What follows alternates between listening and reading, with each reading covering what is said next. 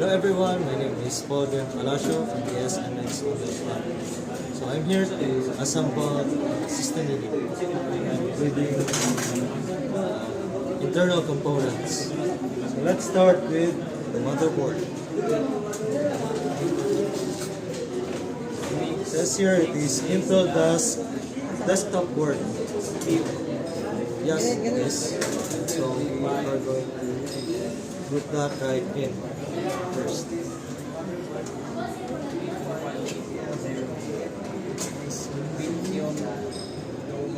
Screws.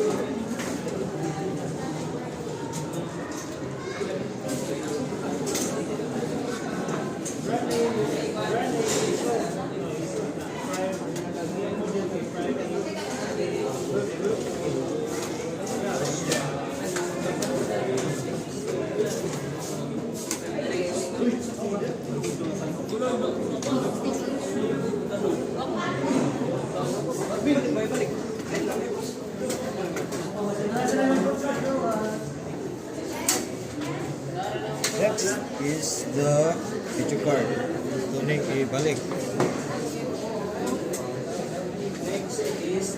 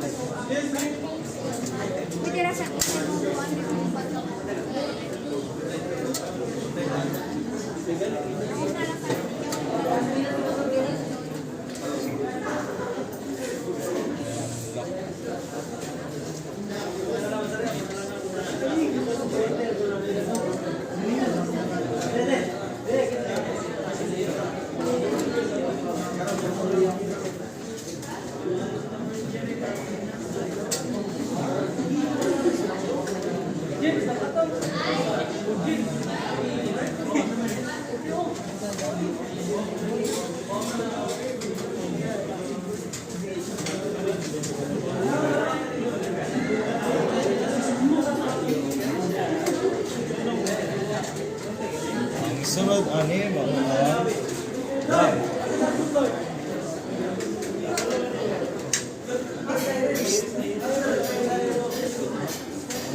Make sure nato nga naka-align siya sa asa siya i-design niya ito.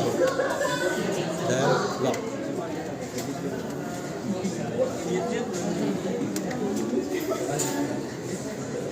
Second one.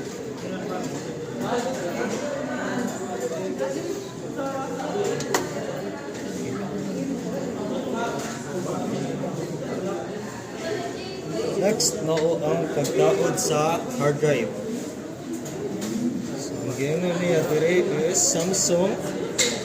The serial number SOV353DQ8434143. Okay. So, confirm kung ano siya ang hard disk. So, butang.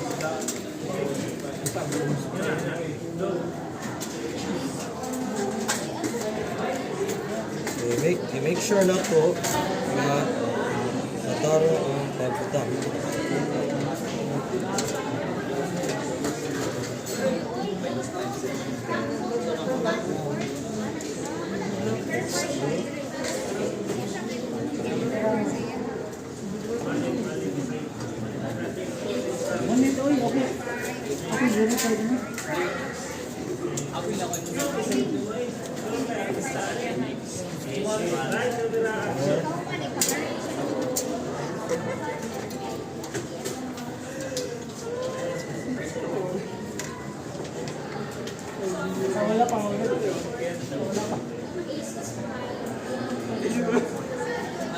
Dia mo. After ano yung CPU. Sa giingon ni Kel, yung chip is Intel E3, Intel Core 2 Duo, okay, with 2.88 gigahertz. Okay, sakto rin siya nga. So ato ano i-make sure nga naapon siya sa sakto nga butanganan. I-check.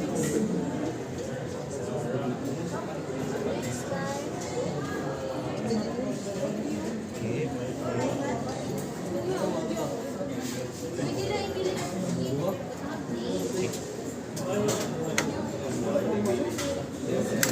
Lock. So, maano na siya. Next is ang CPU file.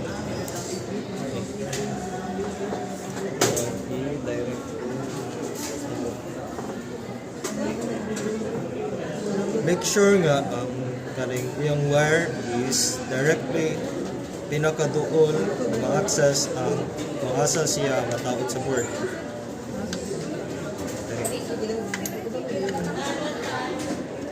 Ang inigtaod diretso lang.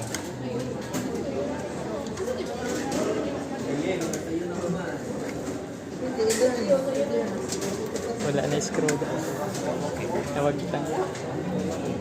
And then next is ganing power supply. Yung power supply is as indicated sa paper. Transonic, switching power supply, the number, and maka supply siya AC or DC unit kaya switching power supply man siya. So, ato na siyang i-tao.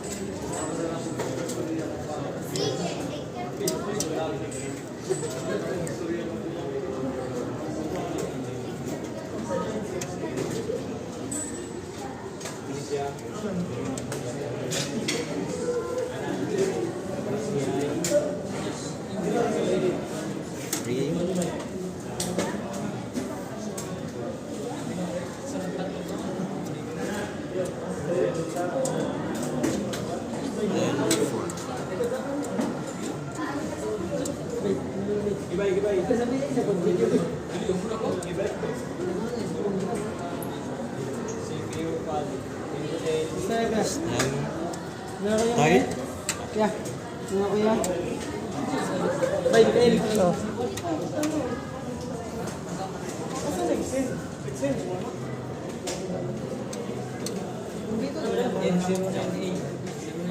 ato ana lang i-make sure na magkompleto ang ports. Paunta na ning i-tarong-tarong na.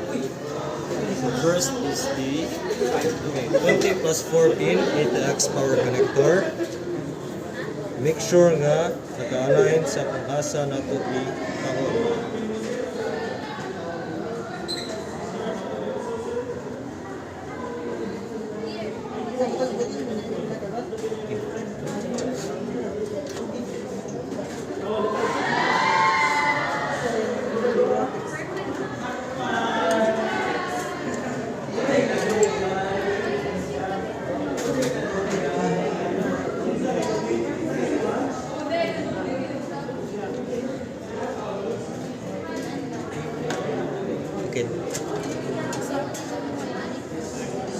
alay power supplied sa ato ang motherboard.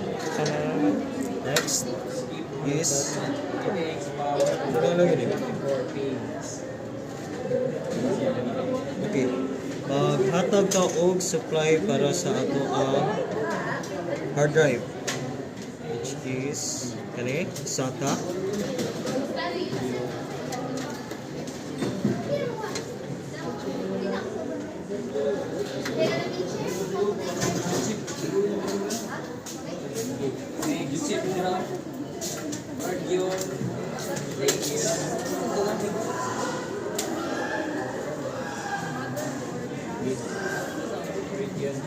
Ano ba ron?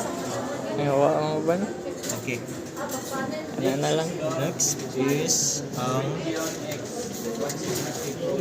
direct. Ito lang po i-make sure na pa-closed ang van ng connectors.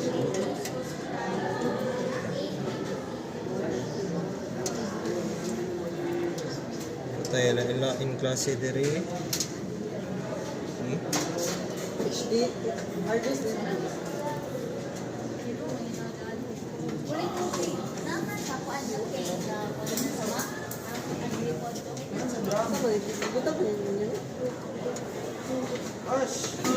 Ano yung dulo ni? Nakasog lagi. Nahawa mo ba? Oh, no ni last. Ano na lang na?